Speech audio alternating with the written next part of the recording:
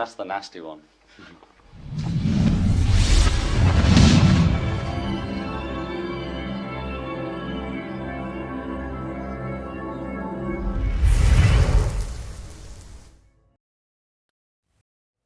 What made John so mad that he could never really reconcile with his old mate?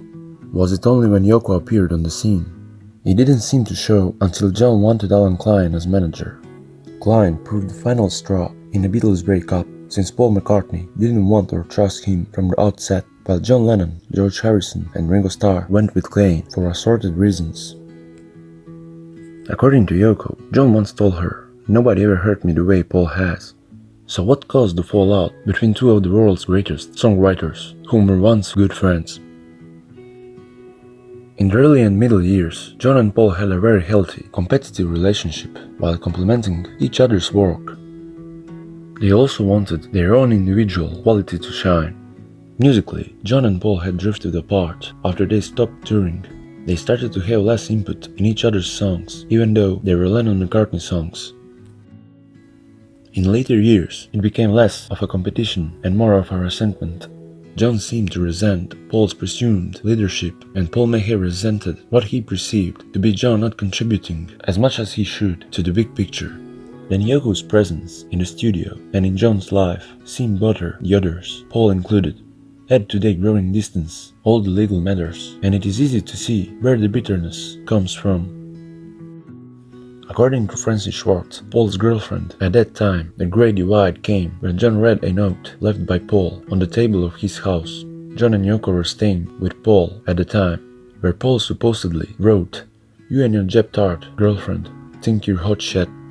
Francis said that John looked at Paul with a "do I even know you" glare, and Paul acted like it was just a joke. This was in the early days of recording the White Album. Schwartz claims this was a pivotal moment in the disintegration of John and Paul's relationship. Shortly after, John and Yoko moved out of Cavendish Avenue and into Ringo's vacant Montague Square flat. Paul didn't begrudge John having a low relationship, just that the relationship involved a progressive lack of interest in anything Beatles.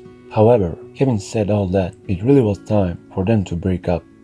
They all had separate interests outside of the group, and there were almost certainly no more grand innovations coming down the pike. John first expressed public hostility towards Paul in 1970, in interviews like the big one in Rolling Stone, where he trashed just about everything and everybody. In those interviews, he expressed resentments, grudges, dating back as early as 1967, when Hello Goodbye was the A-side instead of I Am the Walrus. He also talked about anger about the way Paul and George treated Yoko in 1968. John tended to portray himself and Paul as growing distant and growing apart from about 1967 onward. Too Many People opens with the words "Piss off," which McCartney eventually admitted was aimed at Lennon. Piss off cake, like a piece of cake, becomes piss off cake, and it's nothing. It's so harmless really, just little licks, but the first line is about too many people preaching practices. Paul said in 2001 for Mojo, "I felt John and Yoko were telling everyone what to do, and I felt we didn't need to be told what to do." The whole tenor of the Beatles thing had been like, each to his own, freedom. Suddenly it was, you should do this. It was just a bit of a wagging finger, and I was pissed off with it. So that one got to be a thing about them. John also felt Dear Boy was written to him, but Paul has said Dear Boy was written to Linda Sachs. Then in 1971, John let the whole world know how he felt when he wrote and sang How Do You Sleep on the Imagine LP. The interviews of John pointed How Do You Sleep directly at the song Too Many People and the line Preaching Practices. What seems to be evident of John is that he listened to the others' recordings, which looked like he really cared what the others were doing after the breakup. If there was any resentment by John, he said in another interview he resented Paul for using the breakup of the Beatles to sell an album. His comment was he wished he had thought of that. There was a lot of heavy stuff going on in that era between them. The whole McCartney LP before Let It Be, lawyer and money fights, the announcement of their breakup. John heard a lot of stuff on RAM he felt was written to him, and he reacted. Paul then answered with the song Dear Friend. from album Wildlife. Paul said, "Dear friend was written about John. Yes, I don't like grief and arguments. They always bug me. Life is too precious, although we often find ourselves guilty of doing it. So after John had slagged me off in public, I had to think of a response, and it was either to slag him off in public. Some instincts stopped me, which I'm really glad about, or do something else. So I worked on my attitude and wrote Dear Friend, saying in effect, let's lay the guns down, let's hang up our boxing gloves." Later on Mike Douglas' show in 1972, John did say, when asked about how do you sleep, that really he did write it about himself. And he said, "If I can't have a row with my best friend, who can?" To which the interviewer asks, "Is Paul your best friend?" John regretfully replies that they don't see as much of each other these days. Throughout the 70s, Paul seemed to attempt to extend the olive branch of peace, but it always seemed like John brushed it aside.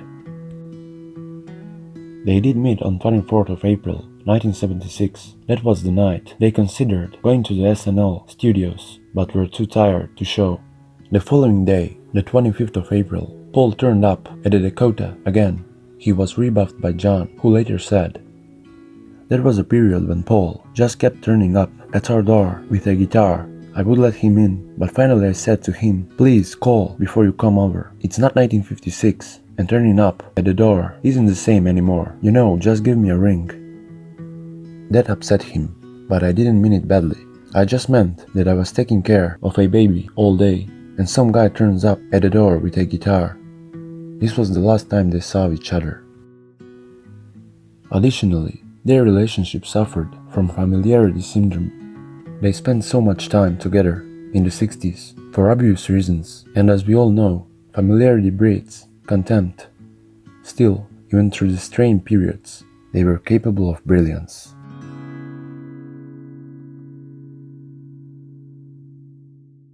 Hello. That was Ringo, folks. Well, what can I say? And goodbye from all of us. Well, this is Ringo. Everyone seems to have said everything here, so I'll just sign off by saying cheerio and best of luck from the Beatles.